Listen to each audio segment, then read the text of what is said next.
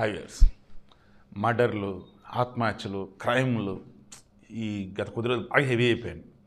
కొంచెం రిలాక్స్ అవుదాం అని చెప్పేసి అనుకున్నా. అప్పుడు నాకు ఈ వీడియో కనపడింది. వెనకాల అటాచ్ చేస్తాను చూడండి.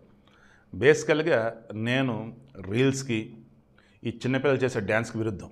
కానీ ఆ పాప చక్కగా స్కూల్ యూనిఫామ్లో ఉంది, పల్లెటూరు అమ్మాయి, డ్యాన్స్ అరిపిచ్చేసింది.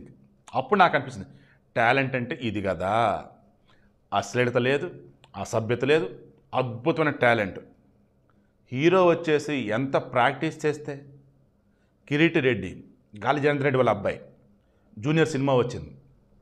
సినిమా తెలుగులో యావరేజ్ అని అన్నారు, కానీ కన్నడలో భయంకరంగా ఆడుతుందంట. సో సినిమా మంచి హిట్ కొట్టింది. కురుగోడు అని చెప్పేసి బళ్ళారి దగ్గర ఉన్నటువంటి ఒక చిన్న పల్లెటూరు చదువుకుంటున్న ఈ అమ్మాయి మామూలుగా రీల్స్ ఇవి చేస్తుంటే ఎవరు చూసి అద్భుతంగా చేస్తుందని చెప్పేసి కిరీటికి పంపించారు. ఏంటి ఎంత బాగా చేసింది, వైరల్ వయ్యారి నేనే, వయసు వచ్చిన అనుభవం అని చెప్పేసి అద్భుతమైన సాంగ్ అంటే డ్యాన్స్ అసలు పోటాపోటీ. నిజంగా ఆ పాటలో ఆ కిరీటి వేసిన డ్యాన్స్ స్టెప్లు నేను చూసా.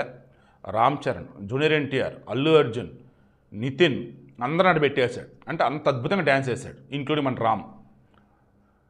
వెనకాల అటాచ్ చేసింది అదే.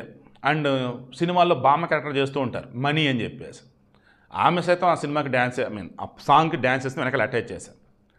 సాంగ్ ప్లే చేస్తే మనకి కాపీరైట్లు పడతాయి, లేకపోతే ఎందుకని చెప్పేసి ఓన్లీ వెనకాల అటాచ్ చేసిన డ్యాన్సే. వీడికి మెయిన్ ఇంటెన్షన్ చెప్తాను.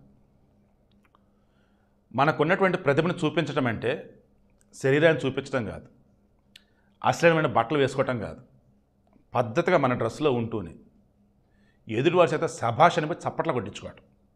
అదే కిరీటికి నచ్చి ఆ పాప వాళ్ళని పిలిపించుకొని మరి ఆయన ఎదురుగా మరలా డ్యాన్స్ ఇస్తే చూసి ఆనందించి చిన్నపాటి గిఫ్ట్ ఇచ్చి బాగా చదువుకోమని చెప్పి పంపించున్నాడు. ఈ వీడికి ఇంగ్లీష్ మీకు అర్థమైందా?